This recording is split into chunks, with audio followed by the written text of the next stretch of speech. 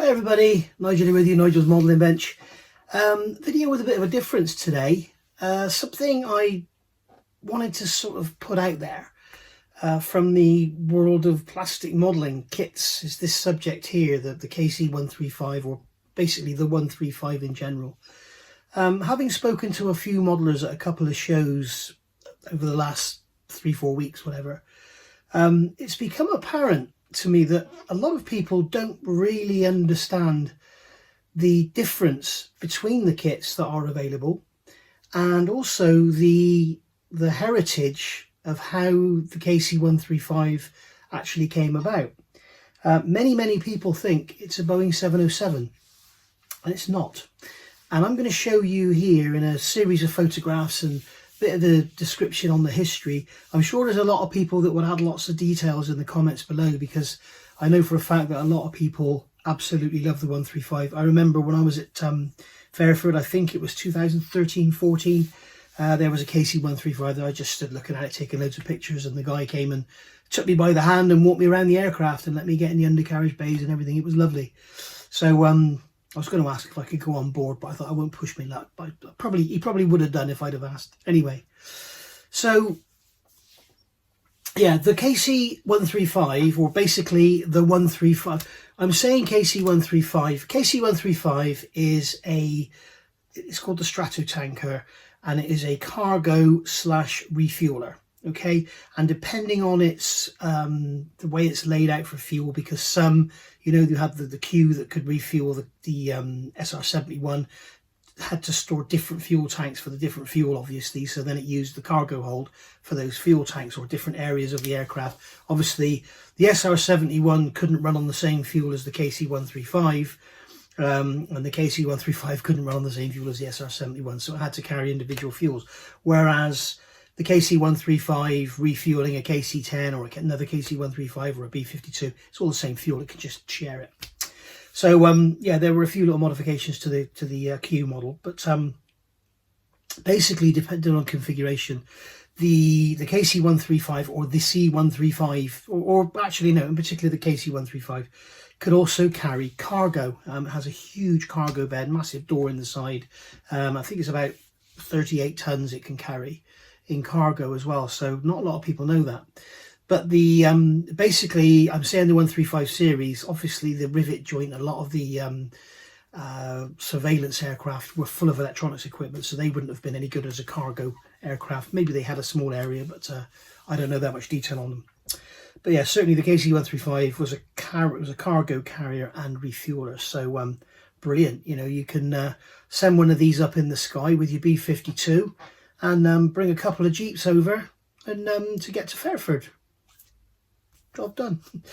So basically, yeah, the KC135 is not a derivative of the 707. You'll see me looking down because I've got some notes in front of me, which is very unprofessional, but I've noticed lots of people do it.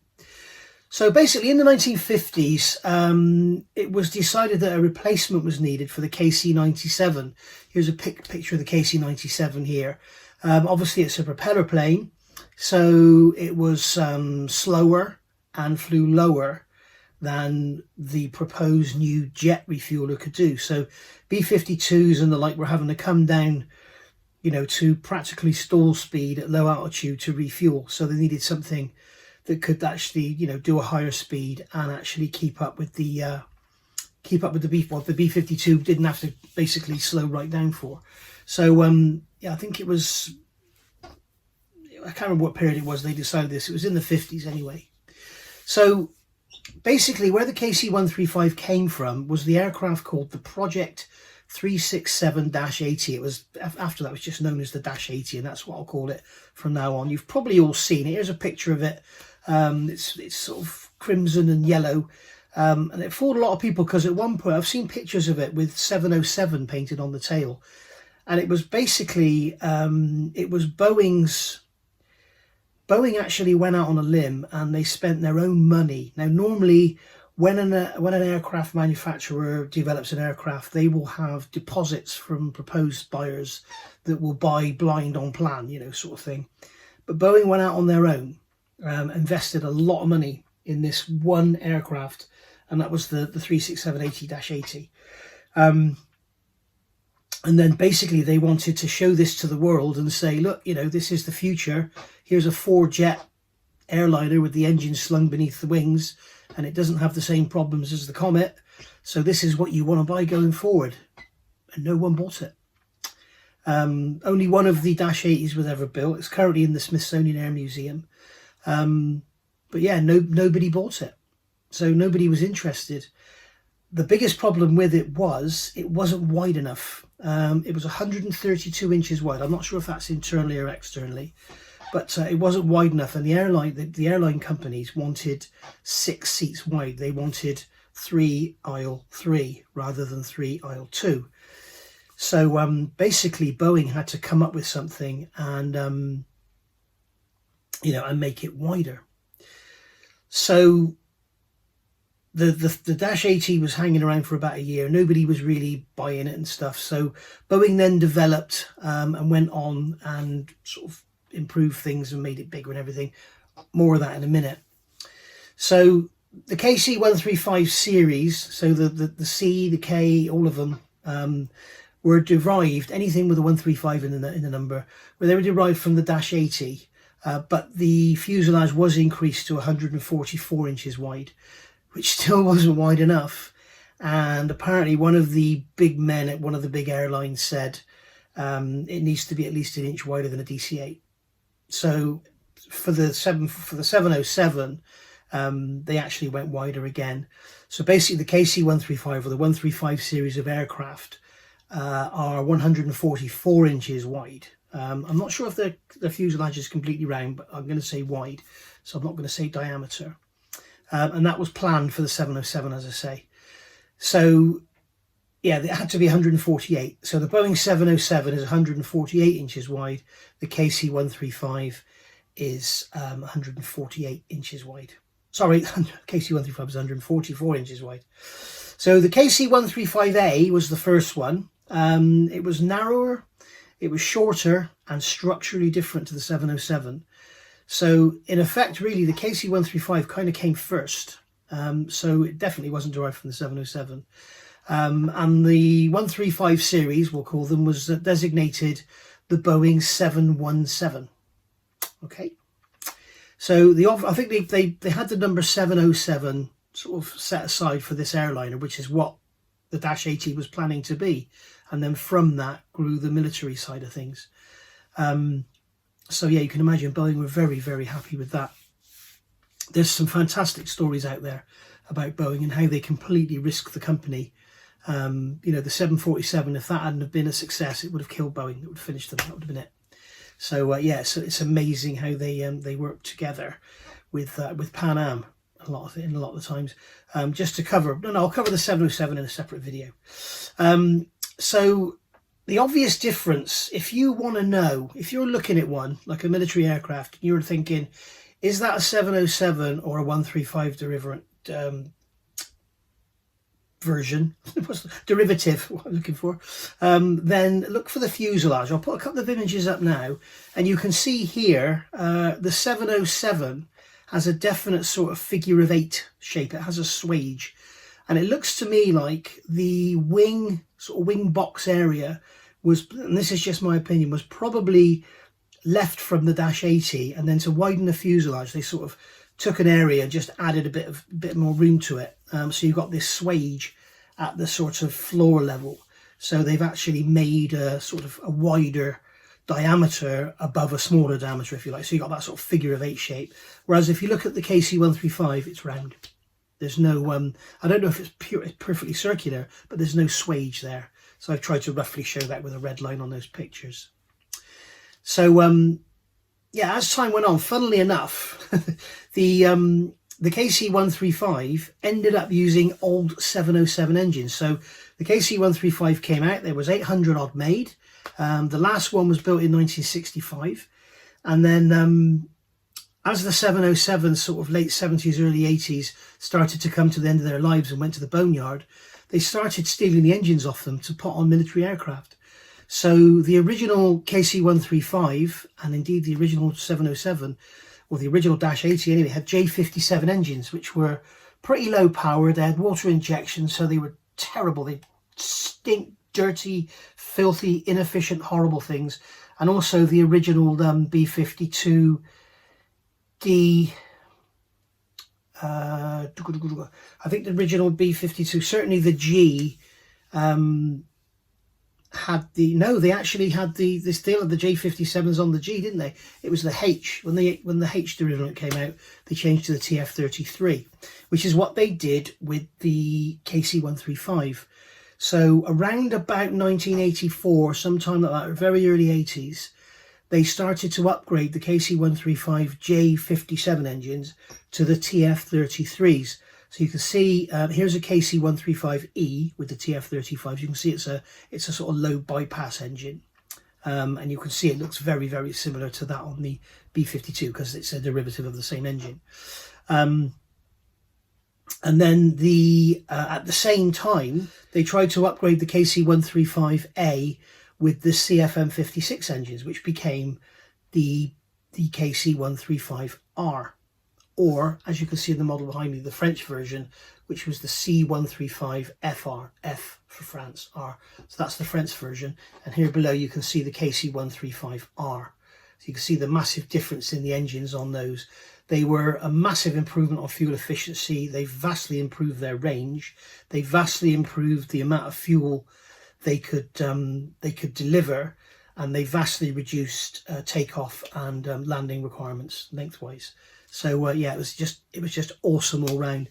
There were plans afoot to replace the whole 135 range with the CFM56 engines, but military budgets have stopped all that. That's why you'll see a lot of the NATO aircraft and the R135s are sort of still on the old TF-33 engines, particularly the AWACS aircraft. I don't think there is an AWACS aircraft in existence in the US that has the CFM56 engines. So basically, yeah, we have late 1950s airframes still flying around today, and they're planned to be in service until 2040. Now, depending where you read, I've actually ordered a book so I can find out more information, but depending on where you read, one site I've read, it says the last of the E versions were delivered in 2009. And then another site I read that the last of the E versions were in service in 2009, and they've been placed in storage. They're not allowed to put them in the boneyard sort of thing, but they're probably at the boneyard, but in storage being preserved rather than letting them just be scrapped. So yeah, I mean, they're going to be in service until at least 2040. And remember, the newest KC-135 was delivered to the US Air Force in 1965. So absolutely crazy. Shut up, compressor. It's also worth looking at this picture here. I think this was quite interesting. This was taken in 2023, I think it was, or 2022. So here you can see an RC-135 rivet joint being refueled by a KC-135R. This is over the UK, and there's a Norwegian F-35 flying alongside watching on. So yeah, very, very interested. Something else that's quite interesting, I was looking about F-35s, and I saw a picture that of a very bright light, and apparently they where the fuel probe comes out, they had a light to aid the pilot and the refueler to see what's going on at night. And apparently the light was so bright and it was aimed in such a way it used to blind the refueler, and he couldn't refuel the F-35. So they had to make a change to that, so they got much smaller light on them now. It's just a little side information. So it's also worth, while we're talking about refuelers, it's also worth saying that basically, yes, it's farewell to the KC-10, the DC-10 sister refueler. That's finished this month. Next month, this September, will be the last ever flight. The last ever mission was September last year, but they're still flying around doing training and stuff like that. I guess they're training crews for the Pegasus, which is the KC-46, which is the Boeing 767. Right, let's have a look at some, because it's a modelling channel after all, let's have a look at some 1/72 scale kits that are available. I've got itchy nose today. So AMT were the first off the line with the 135 series, and in 1992 they came out with this beauty, the KC-135A. Okay, so that was the first one. Then I got all these pictures from Scalemates, by the way. Scalemates is a fantastic website. It's really helpful. All the information here and all the pictures have come from Scalemates. So in 1993, they then brought the RC135V, which was a good looking old beast, wasn't it? So that was very interesting. It's also worth remembering, from what I can gather, the older versions, the KC135A and the KC135E, had smaller tailplanes than the 707 or the KC135R. Now, it's worth noting, looking around at the kits, that basically it seems like after the second release of the A, they've just put the wider stabilizers in all the kits. So if you're building a later version of an A, like the Italeri KC135A from 2014, it's only got the wider stabilizers in the kit, which are incorrect for an A version. So worth looking into. I have actually just bought an A so that I can make a mold of the stabilizers, because I'll explain in a minute why I need them. So yeah, basically then the 93 AMT brought out the 135V. Then also in 93, Ertel Eschi brought out the Desert Storm version. So it was just a reboxing really of the AMT KC135A. While I think of it, I think it was Ertel that developed this kit and for AMT. And it was the first kit they actually tooled and made in Korea. And their big plan was to go thin. They wanted thin plastic. I don't know if it was to save weight because of delivery costs or to save money because of material costs or what, but they wanted the plastic thin. And if you look, one of the biggest problems with that here is, this is one of mine, and you can see the tail is all just distorted, but you can see how thin and flexible and floppy it is. The actual end of the fuselage is all bent as well. It's also not very nice plastic. It's, you know, we all used to dislike the blue tack Airfix plastic.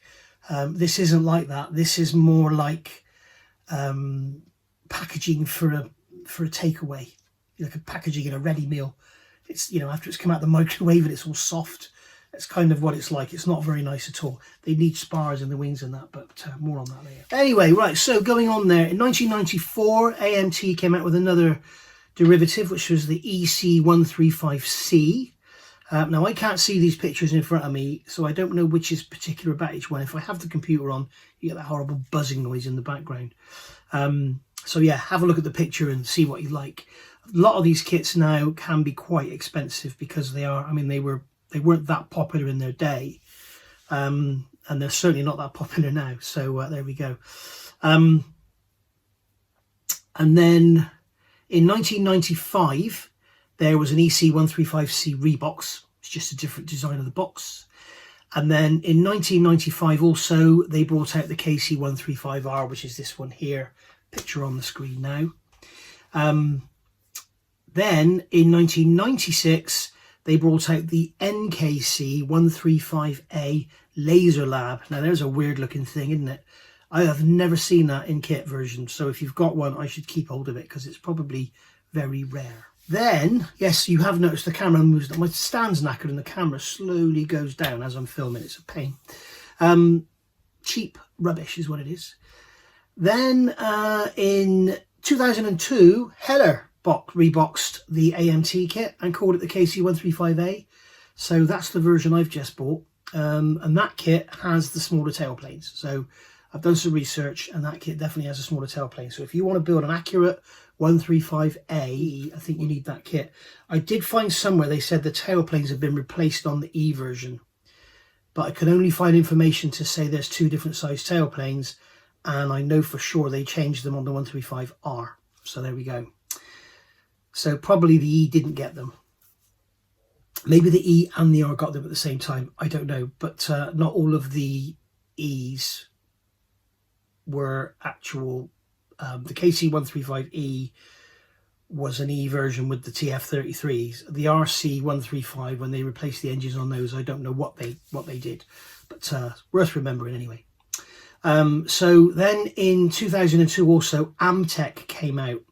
Now Amtech came out with the EC135 CN hognose, which is a great big nose thing.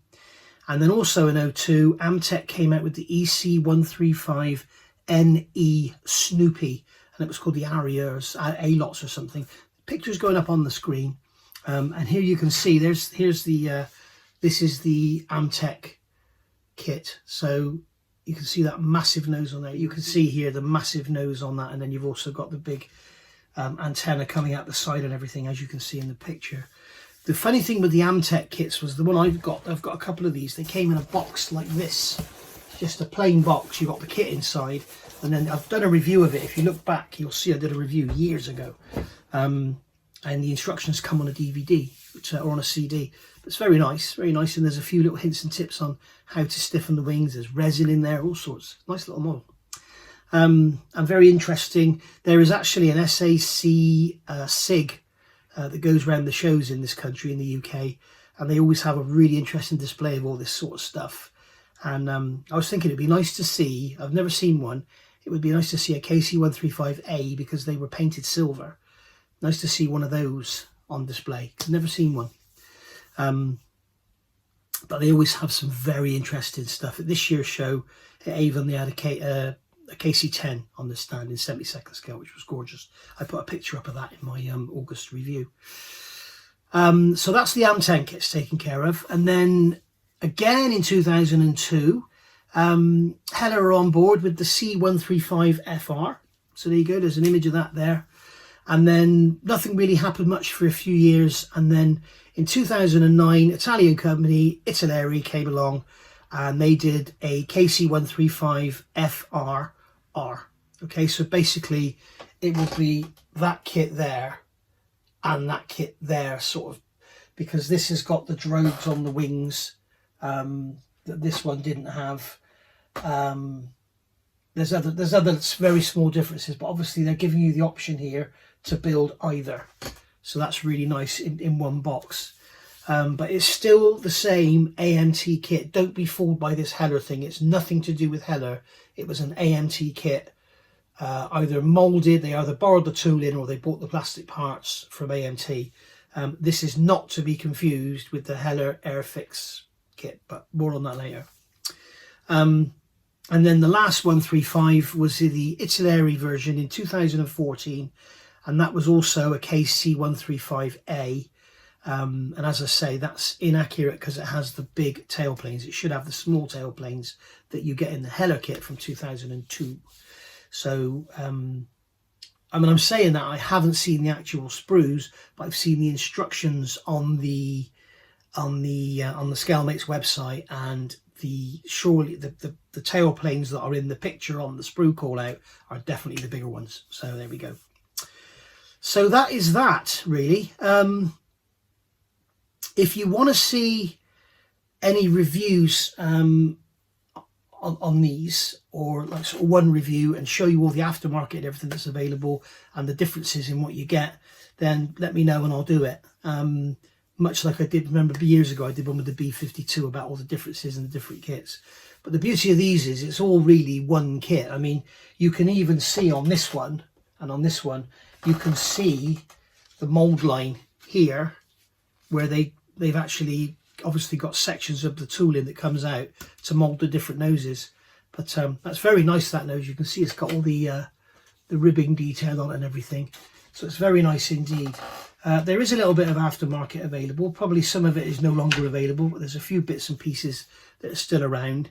You can find on eBay and stuff, and Hannants have got a few bits and pieces lying around. Kits now these days, it's eBay. There's nothing really available much to buy in any shops.